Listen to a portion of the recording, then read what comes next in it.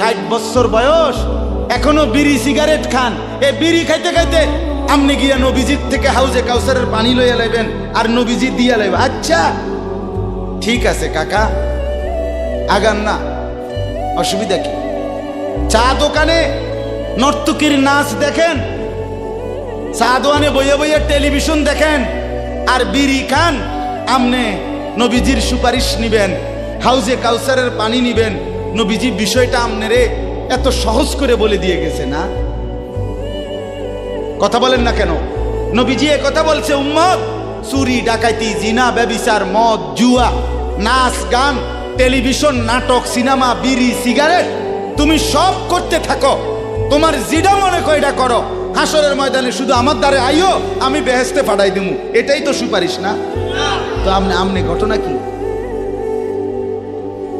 কাহিনীটা কি তাইলে?